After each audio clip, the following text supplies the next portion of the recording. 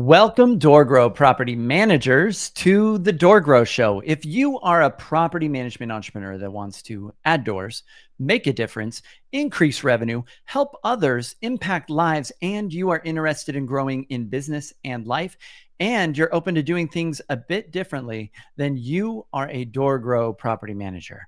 Door Grow property managers love the opportunities, daily variety, unique challenges, and freedom that property management brings.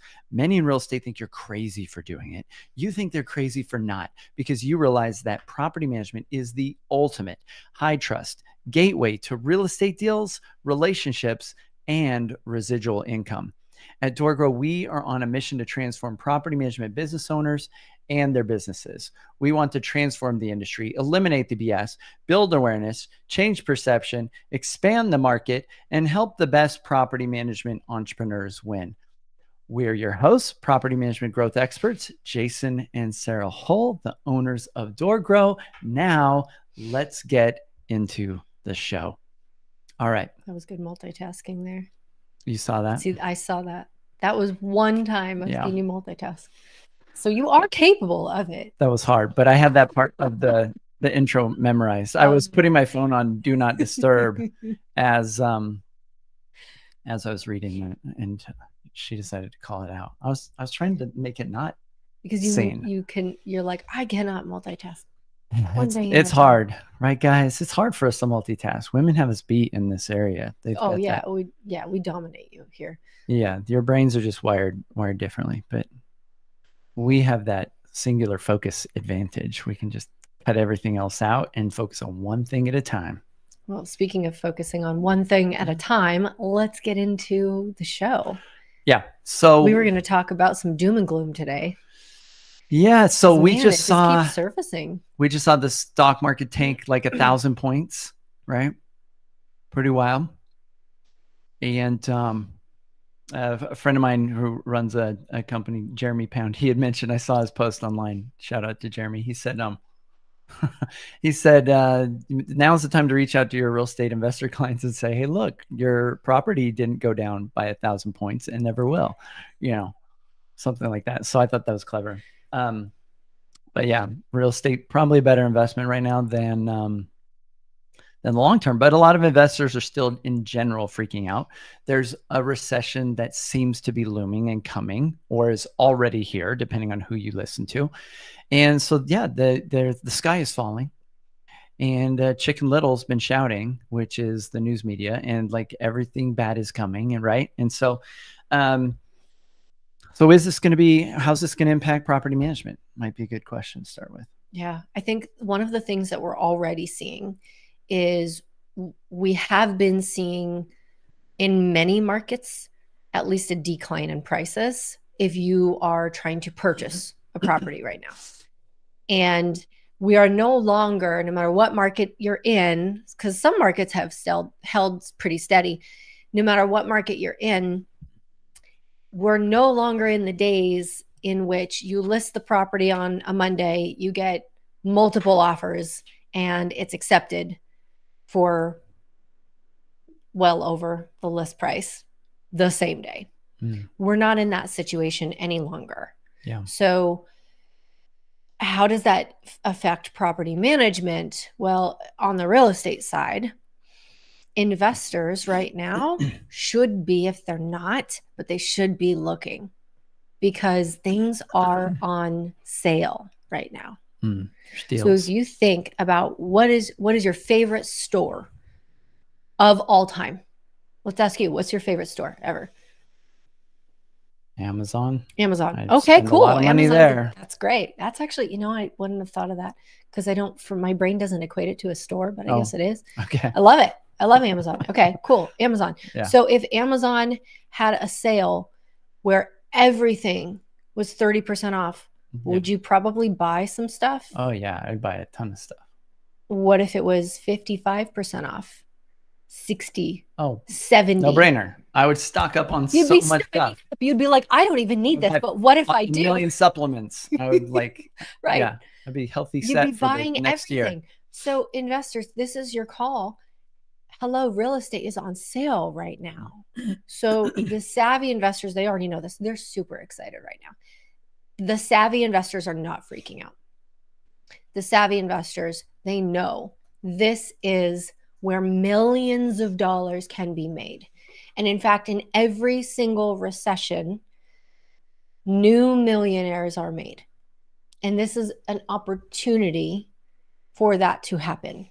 So people who are like the accidental investors and they've got that property they've been hanging on to and they're just waiting until the market gets hot enough and then they'll probably sell it. But in the meantime, I guess I'll hang on to it and rent it out.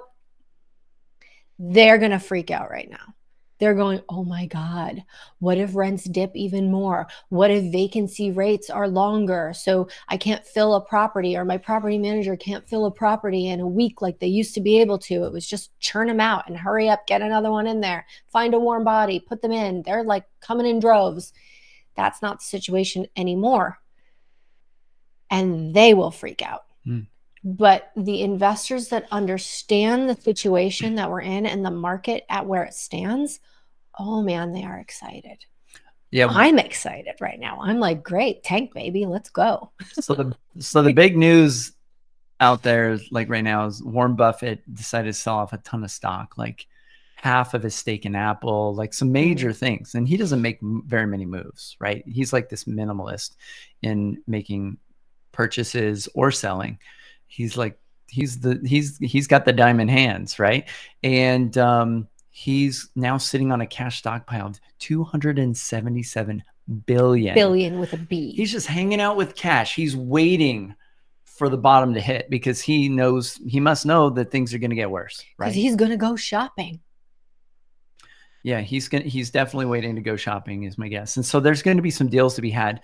And that may mean the real estate market could be getting worse, could be getting a lot worse, perhaps. So, and if that's the case, then savvy investors right now should be stacking cash, right? Property managers, you should be stacking cash because you should be a savvy investor and looking for these deals. Now, we've been through a recession before here at DoorGrow. And historically, what I've seen happen whenever there's a recession, the real estate market kind of dries up. Things get tough for real estate agents. So a lot of real estate agents get squeezed out. So they find other jobs. And there's quite a few of them that think, well, why don't I do property management? And a lot of you listening, maybe during the last recession, that's what you did. You started a property management business. Maybe that's why you're now listening to this podcast and you have a property management business that you've probably hopefully grown since the last recession to at least 200 units or something, but maybe you haven't put enough focus on it. Who knows? Those that have built that ark, so to speak, like Noah did, are prepared for the storm. They're ready. They're just going to float through it instead of drown. And you're going to see a lot of people scrambling to start property management businesses. That being said, if you are a real estate agent, you're struggling, you're like, you know what? I don't really like the hunt and the chase of real estate buying and selling. I would be really interested in property management. Check out our foundations program. It's pretty great. And it's super affordable. Hit us up, learn about DoorGrow Foundations. It's going to help you avoid thousands of dollars in costly mistakes and stupidity. So in getting started. Since we're talking about avoiding costly mistakes, it would be a great time to talk about our sponsor. Cool. So let's talk about this one. Yeah. Vendoroo. All right. Awesome new tech. So are you tired of the constant stress and hassle of maintenance coordination? Meet Vendoroo, your AI-driven in-house maintenance expert that handles work orders from start to finish, triaging, troubleshooting, vendor selection, and coordination. Built by property managers for property managers to provide cost-effective and accountable maintenance operations where every dollar is accounted for and every task is handled with unmatched reliability.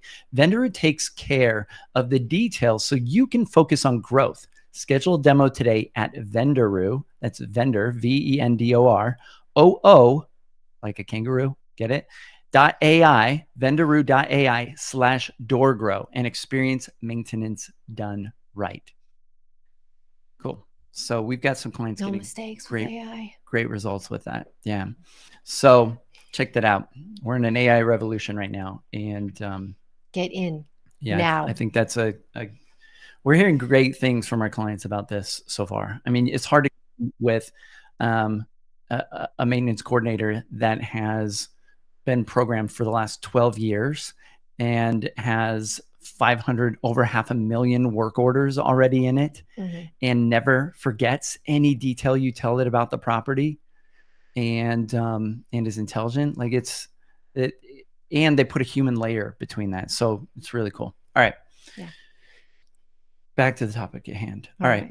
So let's also talk about how things look right now in the property management world, because you're like, yeah, Sarah, things are on sale right now. Cool. But man, it's just tough being a property manager right now. Yeah, let's talk about the harder challenges than it normally is. And a lot of times what we're seeing is, again, in certain markets right now is, well, rents are lower. Rents are lower. And that means property managers typically make less, especially on that percentage part that you're charging. So if the rent is $5,000 versus if the rent is $1,000, simple math will tell you, yes, you'll make less when the rents dip. The other part of that is occupancy. So just like we used to be, 2 years ago, 3 years ago, we used to be able to list a property for sale and we would have multiple offers very quickly, and it was no problem getting it sold. And the rental market has shifted a little bit as well. So we used to go, oh, we have a vacant property. Well, let's market it. And then we're going to have multiple applications and we'll get it filled really quick. It could be in a day, it could be in a week, but we know it's going to happen and we're not really worried. And now we're seeing that cycle take a little bit longer. So the rents are lower, and the renting cycle of getting the applications and finding someone who's qualified, that is taking a little longer. So now it might take a few weeks. And if things are really bad, that might take a few months.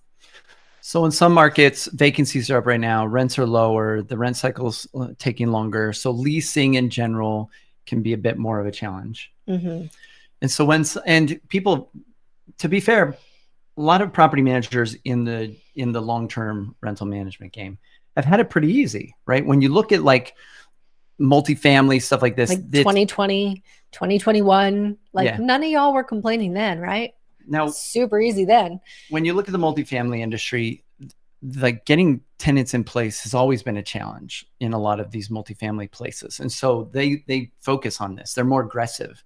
They put a lot more attention on this. And so it may mean that you're going to need to put some greater attention on the leasing side of things to be a bit more competitive and a bit more aggressive to get these properties seen, to get these properties showed, to get these properties rented out.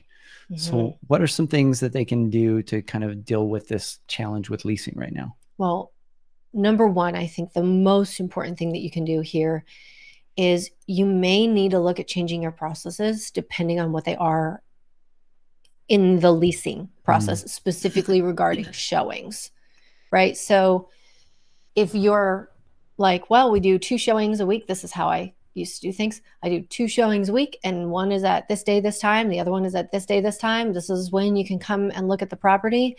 Well, if we consistently aren't having anyone show up, and then now all of a sudden we have someone who's interested and they can't make any of those showings, you may need to change your processes, right? So now we might need to look at how can I offer more flexibility for someone who is qualified and interested.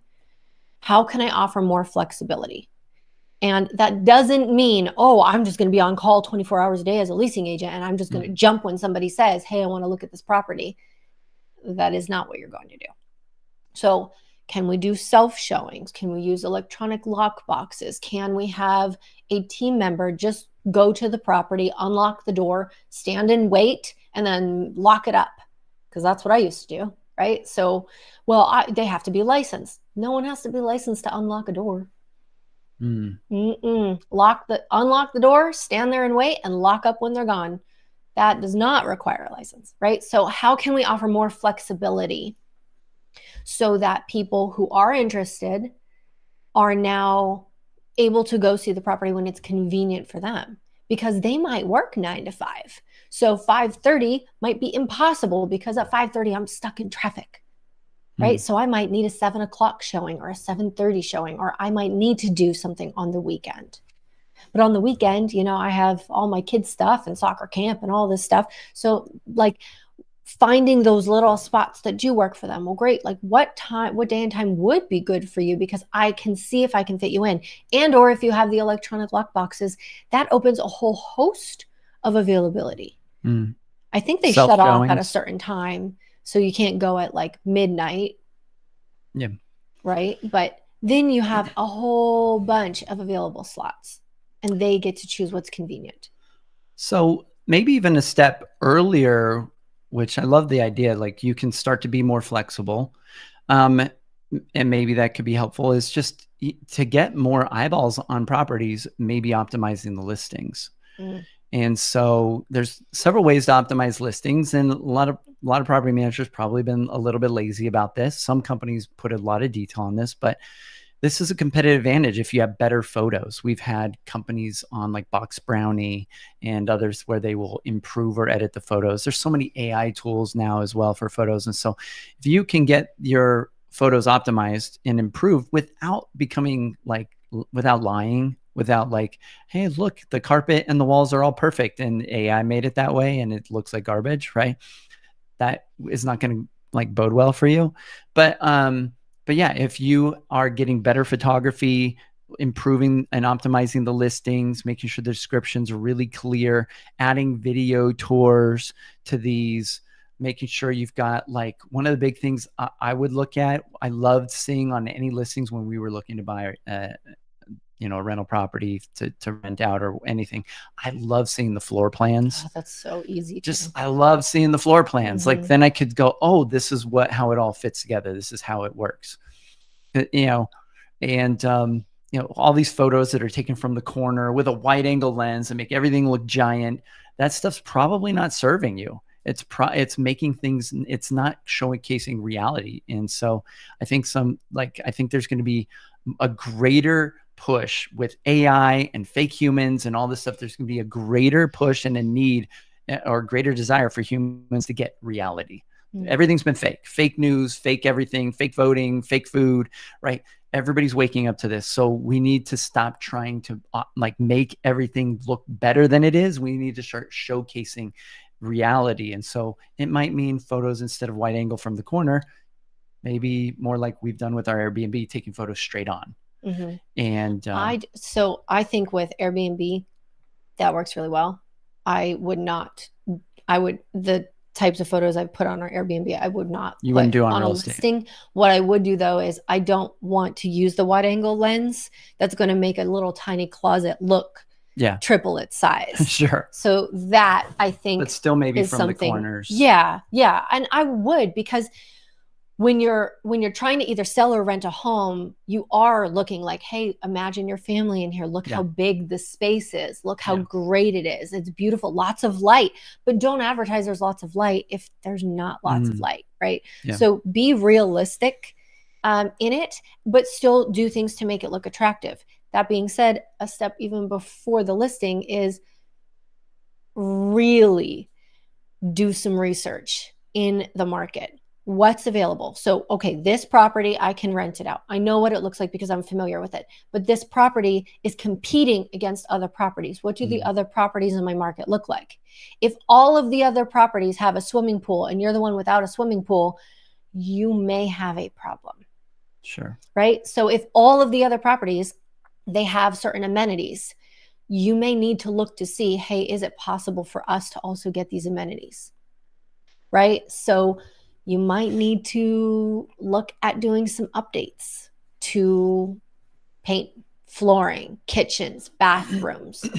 And it may or may not be something that investors are able to invest in right now. But the important thing is, hey, this is in fact an investment. Sure. So right now, what we might need to do in order to be more attractive and in order to get those higher rents and in order to find a qualified tenant sooner, we might need to put some work into the property to make it look more attractive. Now, right now, that might seem really painful, However, it is an investment which will give you an ROI on the property, because even though rents are low right now, everything moves in cycles in real estate and the stock market. So we're at a low right now, but we're not going to stay there, because if you recall, just 2 short years ago, it was booming. So see how quickly things can change. So that means that in even 2 years from now, this can very easily be something that hey, rents have bounced back, and now this calls for a higher rent. So price is also going to be a factor, right? And being able to get and convince your owners that, hey, we're going to need to drop the price. It's not just about cash flow in having a rental property. We've talked about our ROI calculator on previous episodes that have been helping clients close deals, but being able to showcase the investment long-term of the property, even if it's not cash flowing right now, it's still a good investment to keep, can be effective. And just getting the price low enough sometimes is what it takes to get at least out. Like, that's always going to be a significant factor. Absolutely. Related to that, our next sponsor is True Submeter Script, True Submeter. I'm reading the word script off the script. That's really stupid. It's True Submeter. So with True Submeter, what's interesting about this is if you have multifamily properties and you're trying to fold the utilities into the rent, and your rent looks higher on listings than other places where they're not including the utilities, then you are putting yourself at a disadvantage. Here's a way to solve this. Let me read this to you. So, attention multifamily property owners and managers, discover True Submeter, the number one water submetering company in the US. Say goodbye to water use abuse by your tenants and hello to billing for exact water consumption with no unit minimum. Enjoy smart, cost-effective solutions designed to optimize your property's operations and save you money. Plus, get an exclusive 10% discount with the code DOORGROW10. That's DOORGROW10. Visit truesubmeter.com today for intelligent utility solutions and substantial savings. That's truesubmeter.com. Okay. Another way maybe to get the rent down, at least on the surface, and the utilities separate. All right. So I think another factor in solving the leasing challenge, I've been studying sales a lot lately. And one of the most magical, impactful ingredients that you wouldn't think has an impact in getting people to move or do things or to take action is empathy. And so there are a lot of tenants that they will pick you or pick getting a property from your business because you showed care, you showed empathy. You weren't an asshole. You weren't rude to them. You didn't make them feel unimportant or like a number. And so just showing a little bit of care and showing a little bit of empathy is often the determining factor why somebody picks something over anything else. Well, I got along better with them, or they were nicer to me, or they seemed like they actually cared, and I could imagine them as a landlord, or they answered their phone. They answered the phone when I called them. That was helpful. And so adding in empathy, or making sure that the people that are working on the leasing and, showing the property and communicating with the tenants are team members that are feelers and are empathetic and show care, would probably be a little bit more effective in getting placement, would be my guess. So, So one of our clients, I think he's outside of the Chicago area, Ed Kirch, he was saying in his area, there's like 200-300 new apartment buildings being built. And they're like large multifamily, like apartment complex buildings. And then of course, they're not going to work with like a small mom and pop. They're corporate owned. Yeah. It's a big corporation that manages it. Yeah, they'll be brand new. They're brand new. Nice.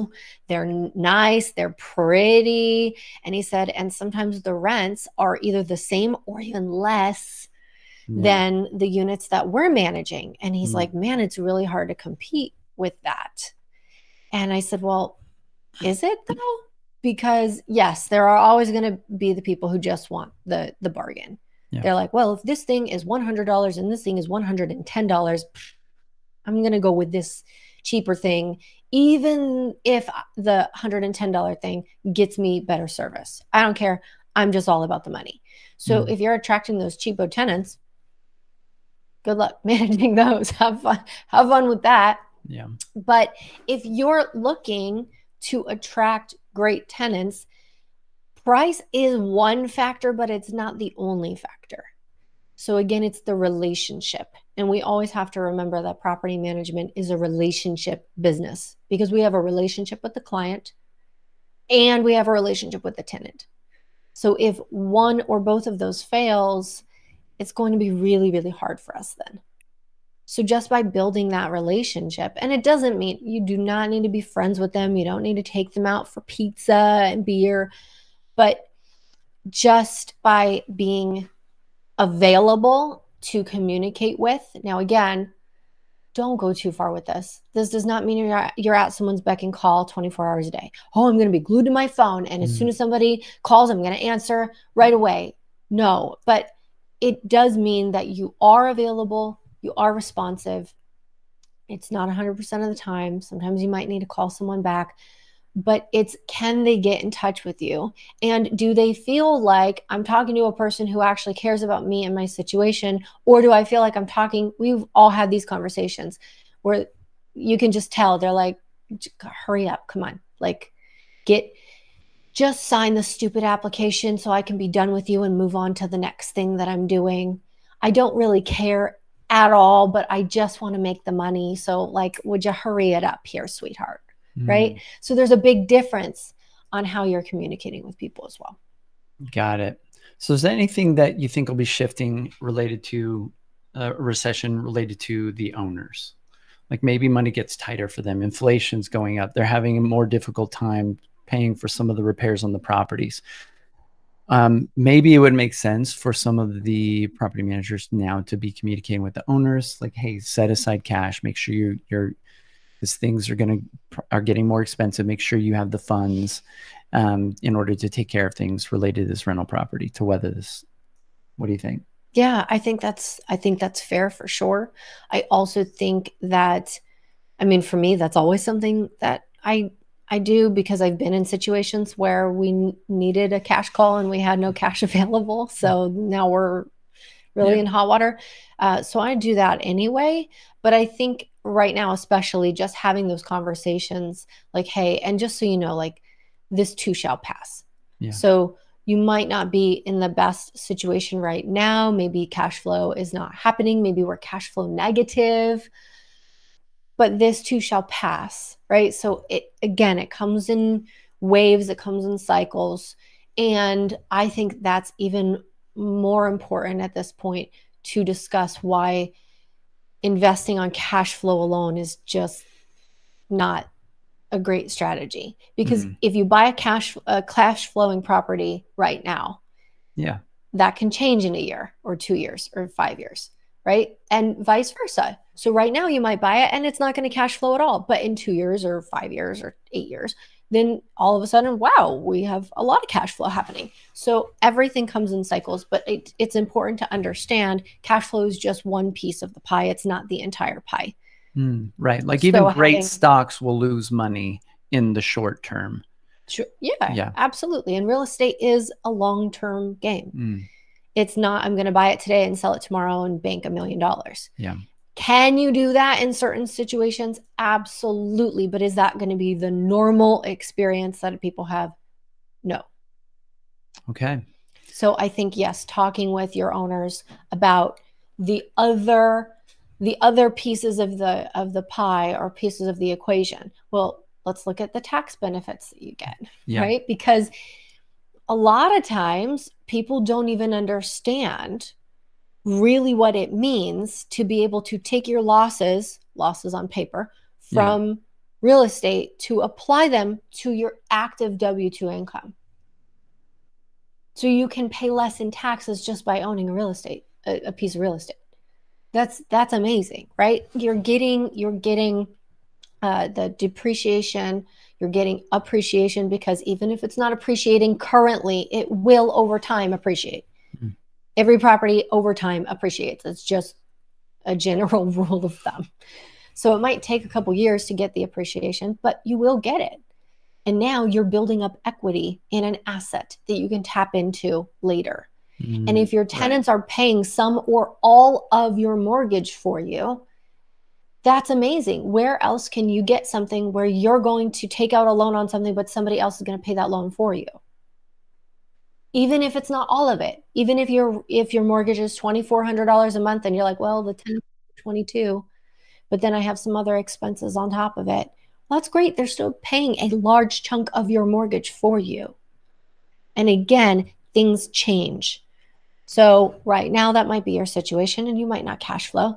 And that can change very quickly in the future because again, back in 2020, 2021, people were cash flowing really great, especially if they had bought right now, like in a dip. If you buy in a dip and then things spike, you're sitting pretty. So maybe to sum it up, with your existing owners, now is the time to help them build their arc right before the storm hits. And that, with the intention for yourself to protect your portfolio, to protect your rent roll, and to make sure that you keep that up and as healthy as possible. And, and look into, there may be investors you have in your portfolio, clients that you have that they're sitting on a bunch of cash. They're waiting for the deals to happen. And then you have investors that they're like kind of struggling. They're already like kind of the straw that breaks the camel's back might like float down and land on their back like any moment now. And so there may be opportunities to keep the properties in your portfolio, but move them over. I've been hanging out a bit with the founder of Blanket, which is a cool platform. Maybe we'll have them on the podcast here shortly. But there's different methods to keep your portfolio, even if the owners are changing. So you keep the properties. And so that's some things to be strategically thinking about as well. So, well, I think we've covered several things. Is there anything else to prepare people listening for just to wrap up the doom and gloom? Get them maybe focus on the positive. Just in the height of the market, one of the strategies I used was tapping into my current investors. Are you looking to pick up more properties? Can I partner, 2 or 3 investors together so that they're able to get more properties? And anyone who's looking to get out, can I shift that to someone else in my portfolio? Yeah. And to get referrals. Like, hey, this is going well for you. Do you know anybody else that might be interested in doing this or might want to purchase a investment property or have already an investment property? So, and that in the height of the market, that worked really, really well for me. So right now it would work even better. It would work even better. So even if you're like, well, I only have like 20 clients and that's it. That's plenty. That is plenty. You have an untapped gold mine. So if you want to be in doom and gloom and the sky's falling and I'm never going to make any money and rent rolls are down and vacancies are longer and my investors aren't interested and people are losing money and I'm going to make less and oh, this sucks, then you're absolutely right. That is the situation that you're going to create for yourself. But if you want to look at the opportunity that is staring you in the face and say, what can I do with this and how can I capitalize on this? That's where that is where millions are made. So you can choose what you do with this weird time that we're in right now. I know what I'm going to do. During the Great Depression, some of the greatest companies were made. Mm-hmm. It was the companies that decided to double down on their marketing efforts, double down on their growth experts, and not put their head in the sand and freak out that the world and the sky is falling. And so choose your frame.